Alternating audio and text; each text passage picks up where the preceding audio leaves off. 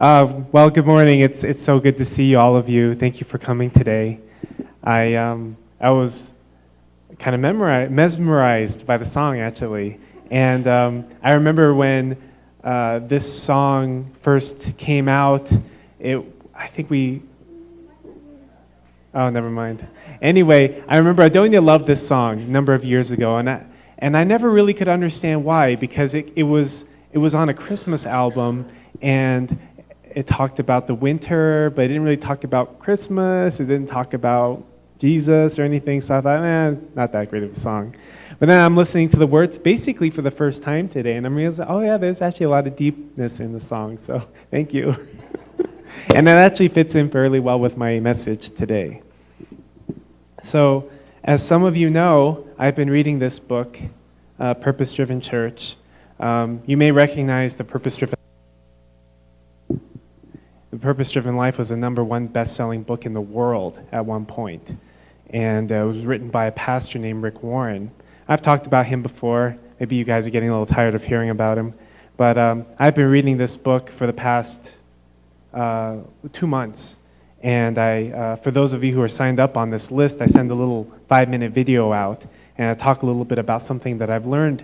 The reason I'm reading this book is because I really want to get inspiration and knowledge from somebody who's really accomplished something extraordinary. Of course, there's many extraordinary people in the world, right? But I'm just mesmerized by this person's story because, him and his wife, pregnant wife at that time, first child, they really felt a calling from God. And, at the time they were living in Texas or something, and he just decided, where am I going to go to start my church? And they decided to go to Southern California, partly out of inspiration and prayer, but also partly out of demographics. These are the kind of people I want to reach. These are the kind of people I think can resonate with the style that I'm bringing. And from there, he's grown a ministry that's spawned dozens of churches and thousands, tens of thousands of members. And not just that, not just numbers, but also if you read his book, he really talks about growing people and nurturing and caring for people, which isn't always the case. Sometimes it seems like it's all about the numbers, and which I never really resonated so much. But I could really resonate with the concept of growth and growth through maturity. And there was one section that I wanted to share with you today, if you don't mind. It was on developing mature members. And overall, it's just been a very humbling experience to read this book because, frankly, I'm just recognizing a lot of things of my own personal limitations. And sometimes it can seem overwhelming to try to go in a new direction, but I just want to share this short section on character. Please bear with me. Christ-like character is the ultimate goal of all Christian education. To settle for anything less is to miss the point of spiritual growth. Developing the character of Christ is life's most important task because it is the only thing we take with us into eternity. Jesus made it quite clear in his Sermon on the Mount that eternal rewards in heaven will be based on the character we develop and demonstrate here on earth. So I don't know how many of you are familiar with the Sermon on the Mount.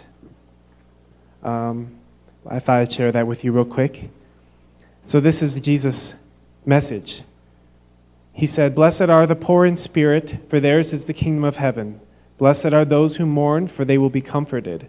Blessed are the meek, for they will inherit the earth. And blessed are those who hunger and thirst for righteousness, for they will be filled. Blessed are the merciful, for they will be shown mercy. Blessed are the pure in heart, for they will see God. Blessed are the peacemakers, for they will be called children of God. And blessed are those who are persecuted because of righteousness, for theirs is the kingdom of heaven.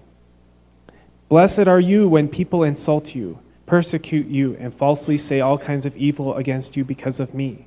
Rejoice and be glad, because great is your reward in heaven, for in the same way they persecuted the prophets who were before you."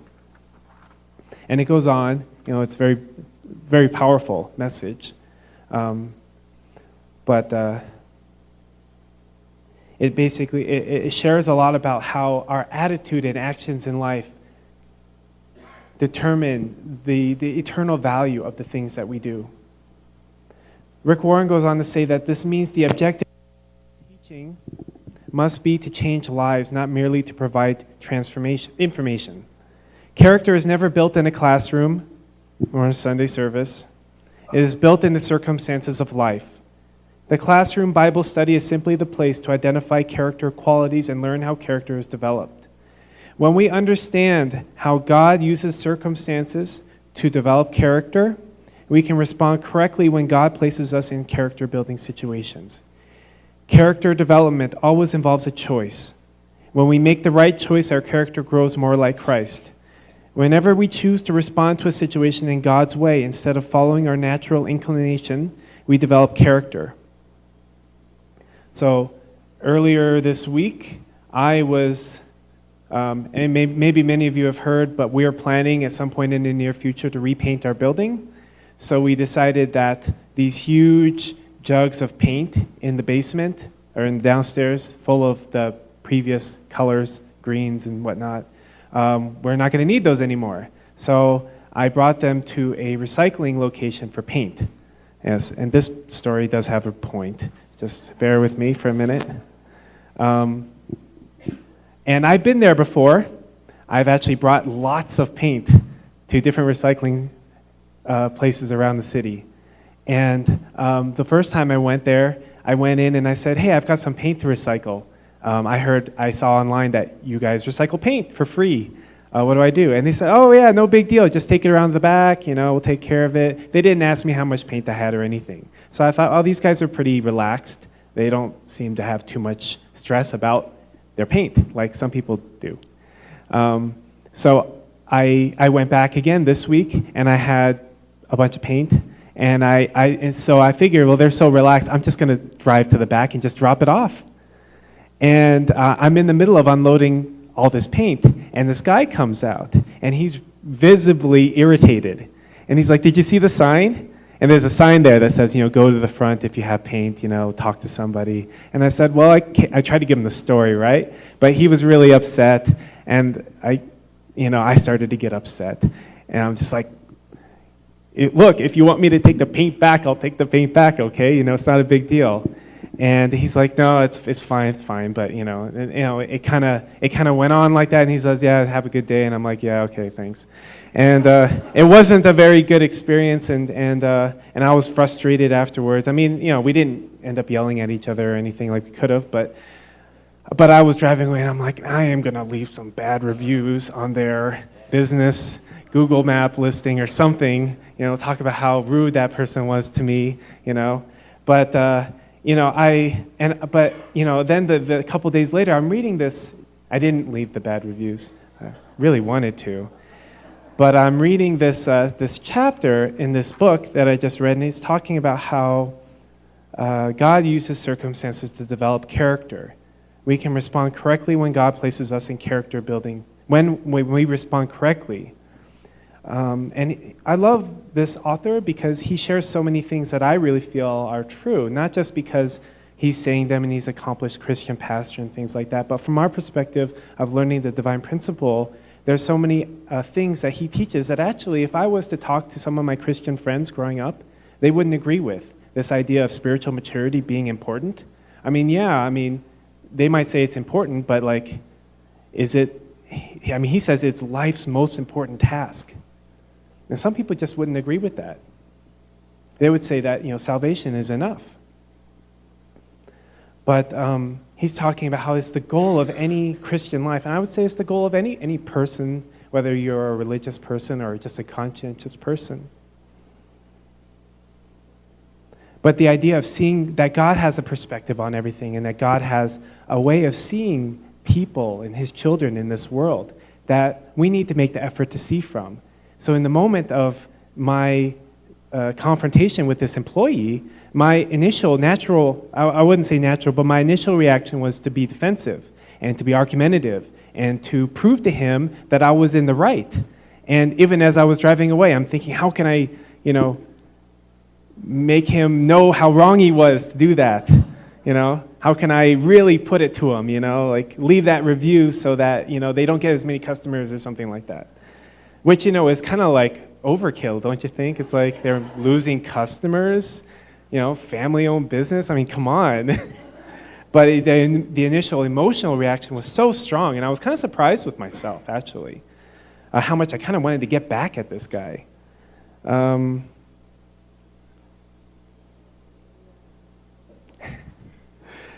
So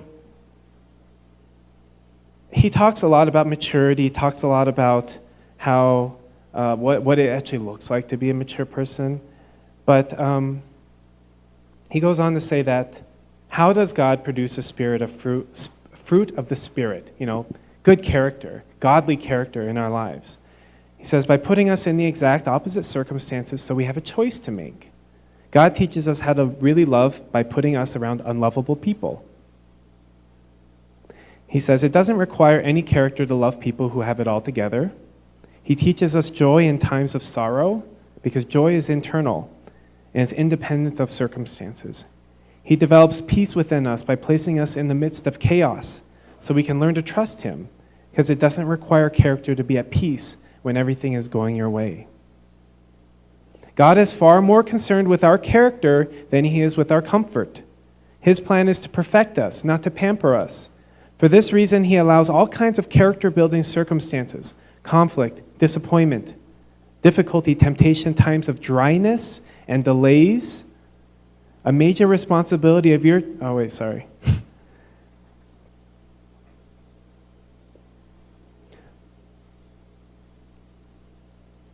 The better you know God's word, the more you'll begin to see life from God's viewpoint.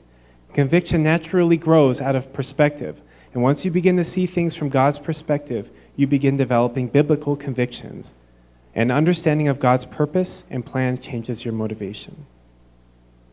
So I kind of skipped around there a little bit, but I have been reflecting a little bit on this point in my life because I'm dealing with a little bit of that right now. Of course, there was this one situation, but I'm also working through a situation where I'm having a really hard time to really appreciate a certain person in my life and see that person's good qualities. Very easy to see the bad qualities. And reflecting upon this section, I was just thinking about how, you know, there's two ways that we can look at things in life. Sorry.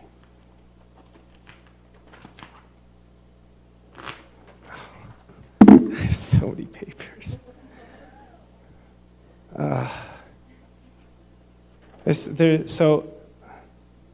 So we can't avoid challenges and difficulties sometimes in our life.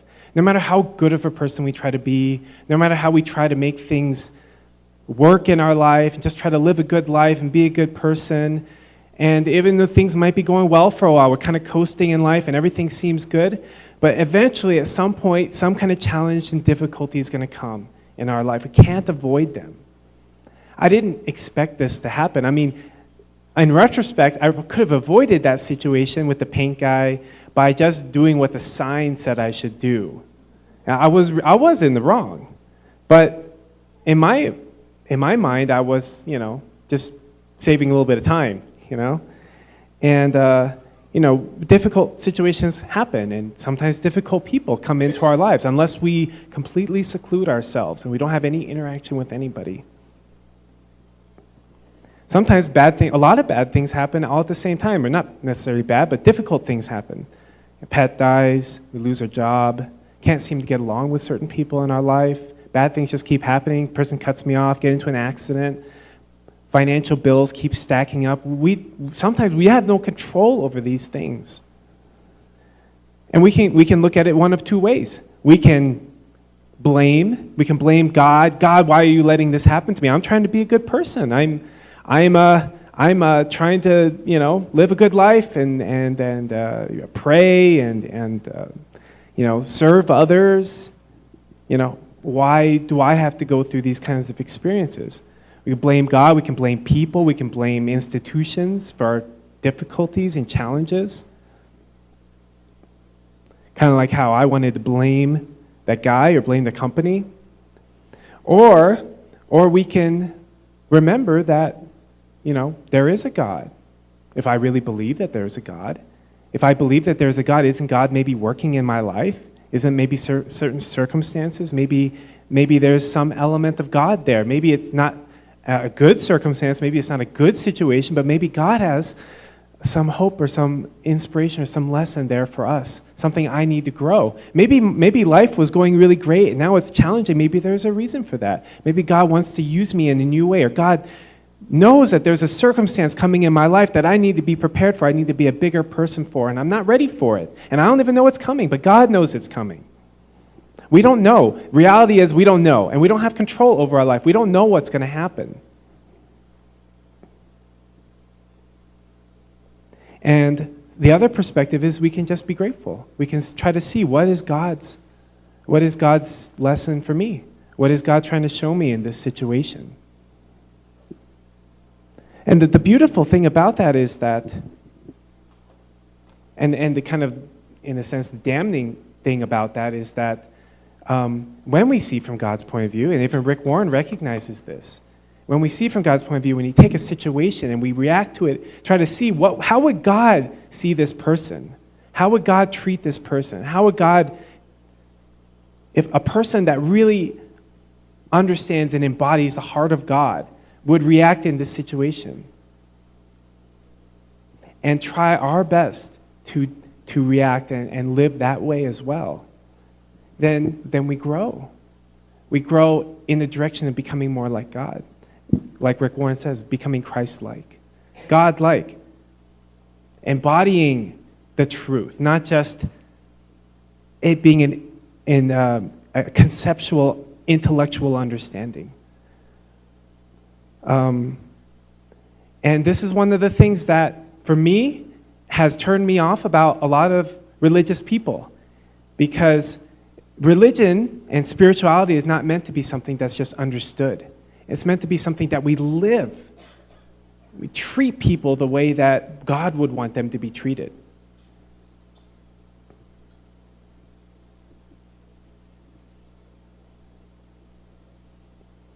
So I know that we've heard messages about this in the past. This idea of living in integrity, seeing from God's point of view. It's nothing new probably to any of you. But I kind of want to take it in a little bit of a different direction. Because, yes, it is important in how we live our life and how we treat people and our own personal growth.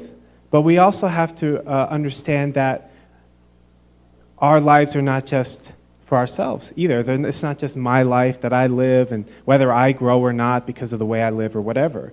But it's also the reality of how we affect others, especially when you have a husband or a wife or you have children. So we're on our sermon series, right? This is the third or fourth message on the second blessing, right? The second blessing is God said to be fruitful, to multiply and have dominion. So the second blessing is all about relationships and family and children. And from that perspective, when we think about our families, as a father of young children, I'm constantly confronted with the fact that my children never give me a break. They never give me a break in terms of observation. Even if you don't think they're listening, they might be hearing what you're saying or you're doing, or just observing through feeling and intuition. Me and Adonia were talking about this last night. We were like, what are some examples of bad parenting, that we've done that, we could use in the sermon today? And she brought up the point, I had kind of forgotten about it, but sometimes when we're in a hurry, we will, and the kids they're just kind of like wandering around and they're doing this and they're laying in the middle of the kitchen, coloring and stuff like that. So inconvenient, right? So irresponsible. But, they're just being kids, they're enjoying, just, hey, why can't I just lay down in the middle of the kitchen while everyone's running around cooking and cleaning and stuff like that while I color in my book? Why not? So, but sometimes we get kind of frustrated with that, or more particularly me. And sometimes I don't want to take the time to be like, hey, can you just move over, please? can you please take your coloring and bring it over to the table? Sometimes I'll just kind of like shove them to the side and be like, just kind of walk on through. And, you would never do that to an adult, right? Like, can you imagine like you're walking through the middle of the store and someone's just like shopping, and you just kind of like shove them to the side? Actually, I kind of reminds me of Black Friday. But anyway, I don't know. Sometimes I watch these videos and it's like, have you seen, never mind, I don't want to go through that. There's some funny stuff out there. You'd never consider doing that to an adult, but at some point, like sometimes with like my kids, I just think, it doesn't really matter so much, then they should know better. And but then actually lately, we have started noticing our kids doing that to each other. They're walking down and they're trying to walk somewhere, and the other kids there doing their thing, and they just kind of like, get out of the way, or kind of just shove them to the side, or try to walk through them. And as a parent, you look at that and you're like, you can tell your kids, well, that's not nice, You should be respectful to one another, and things like that. But when you're the parent and you're doing those things, you don't really have much ability to say anything about it. But as a family, should be addressed. We have to address that. But anyway, there's been a number of things, and I've shared about this before. But there's been so many. It's almost stressful, like really stressful sometimes. How, when you recognize how much what you do affects other people, how much people are watching you, how you deal with, especially difficulties that come in your life. It's kind of humbling, to recognize that I also need to take a little bit more effort and make a little bit more effort in how I deal with situations in my life. It's not just about me. We have to recognize that, just like Rick Warren is saying in the book, it's not really an optional thing for us to grow, for us to really look at our way of dealing with things in life. Because we need to do them sooner or later. Spiritual growth, as we know, as we've learned from the divine principle, doesn't end when we die. It doesn't end when we go to the spirit world. The challenges that we have between a husband and wife, the difficulties that I deal with. And you know what? Sometimes it's just a lot easier just to run away from it. I've kind of been running away from one lately. A certain person that I've been having a hard time getting along with. And I've just been kind of avoiding this person. And don't worry, it's none of you here, in case you're wondering.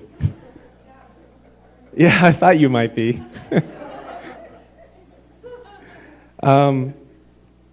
But I get tired of running away from my problems sometimes. I think we all do. But sometimes we don't necessarily feel the necessity or the drive to want to deal with it. But then we become trapped. We become trapped when we don't deal with our situations, when we don't deal with our difficulties, when we don't deal with the challenges that are there in front of us in our life, but we don't really want to deal with them. We'd rather avoid them.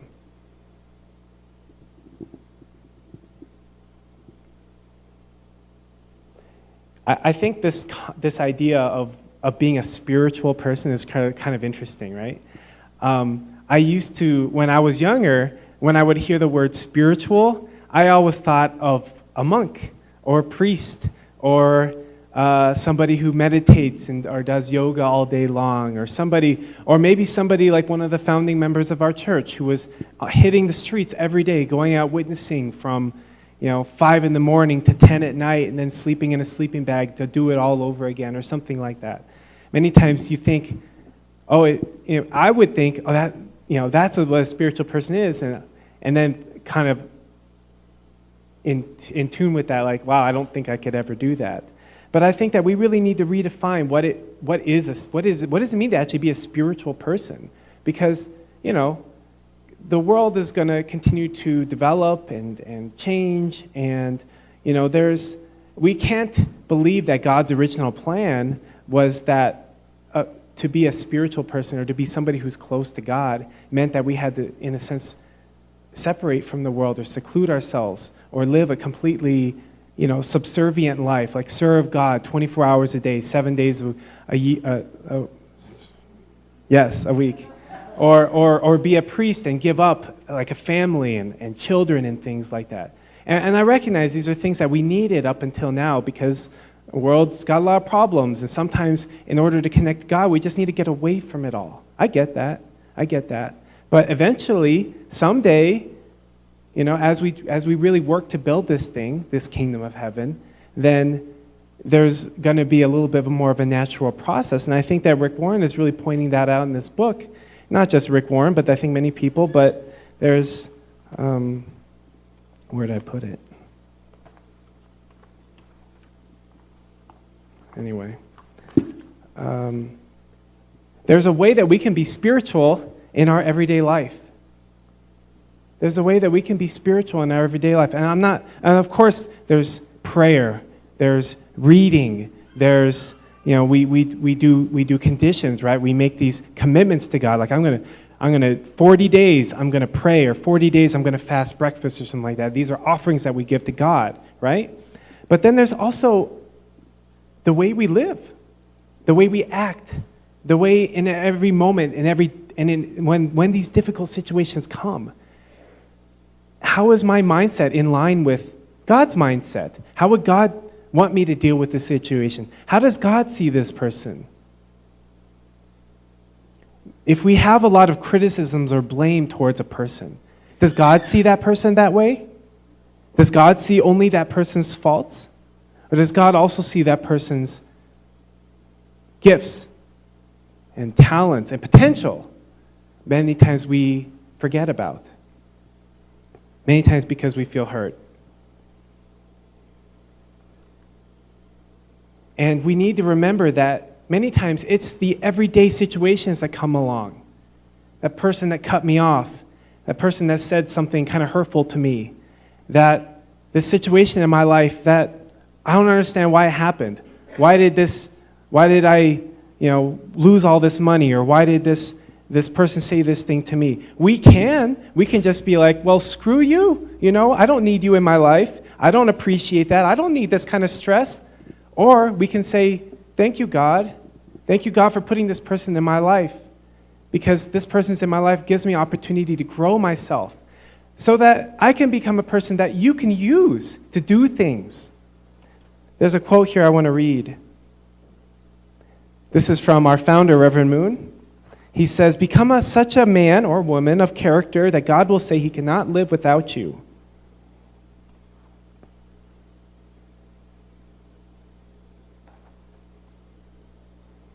A man of goodness is a person who lives in accordance with the will of God.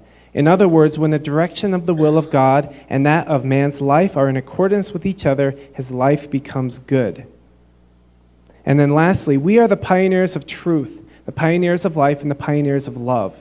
Therefore, let us think better of our hands and know that God wants to achieve his desire through them, through us, through our hands.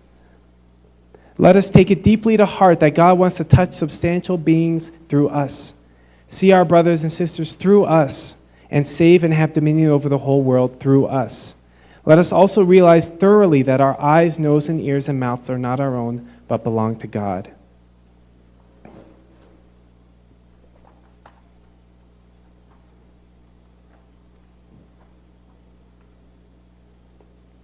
So we need to remind ourselves,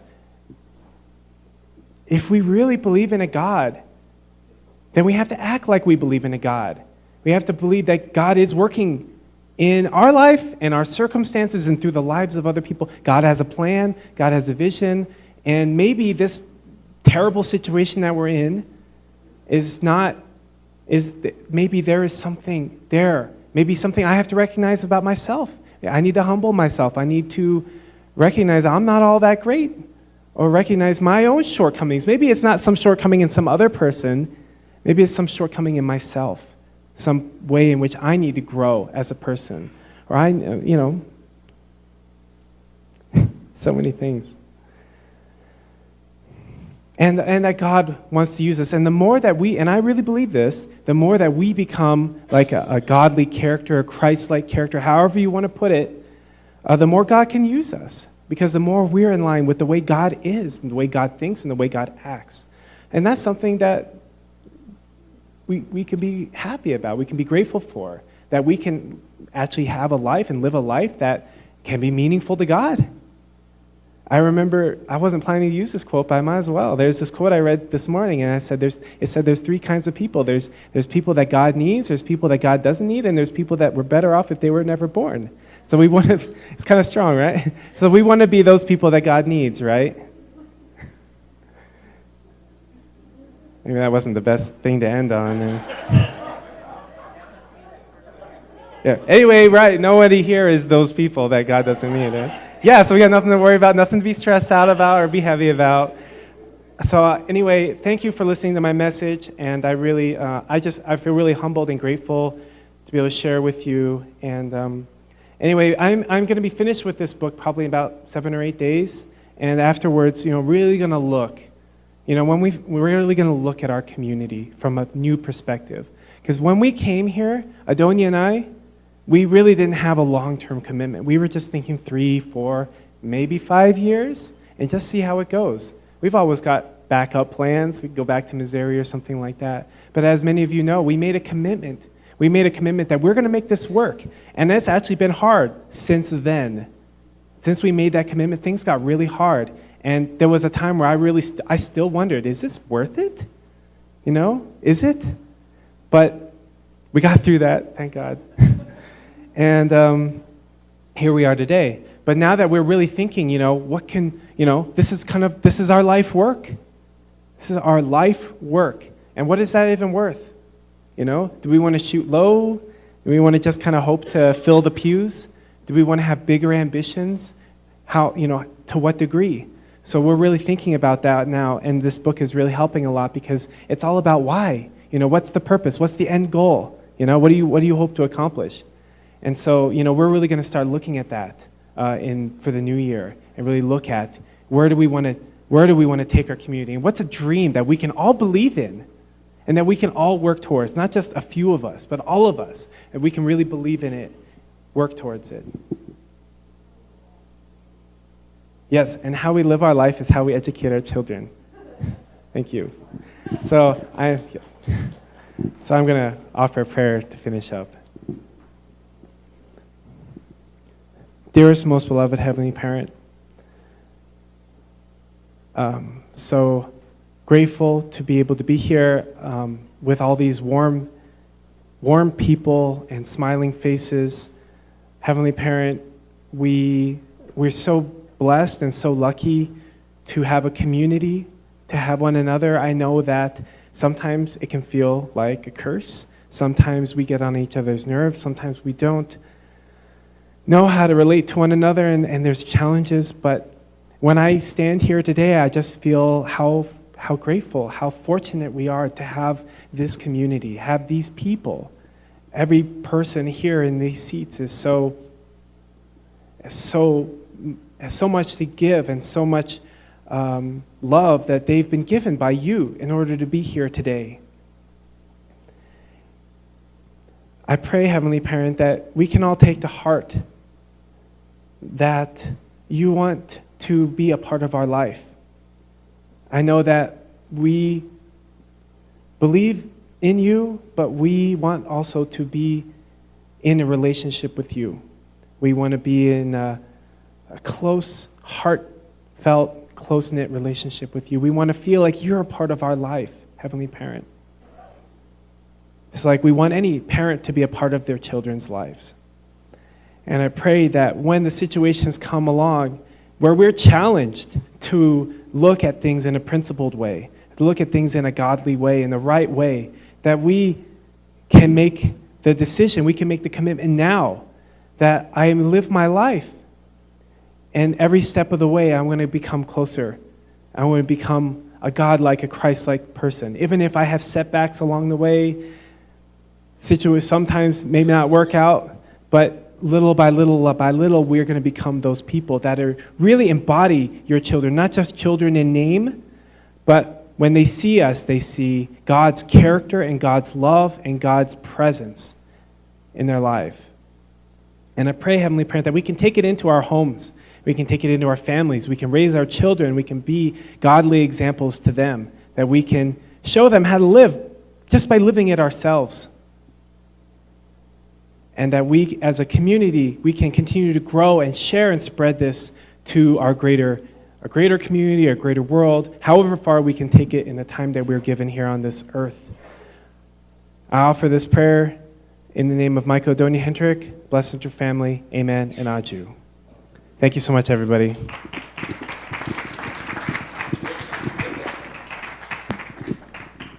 Thank you so much, Pastor Mike, for sharing so honestly, being so real with us, giving us some laughs, and most importantly, inspiration as we head into a new week.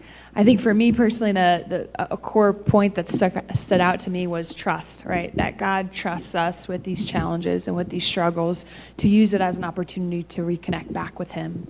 And that really is helping me reframe a lot of things going on in my life. So I want to thank you. Let's all thank them one more time with a round of applause. And our next opportunity to give back is actually through the offering. So we're going to have our two members of our welcome team walk down the center of the aisle. And it's also going to be a time for you to reflect on what you heard. We're going to be playing some music in the background. So please take this time as a couple minutes to reflect to yourself. And if you'd like to give back, the basket will be coming forth, and then they'll offer a prayer, and then our band will close us out.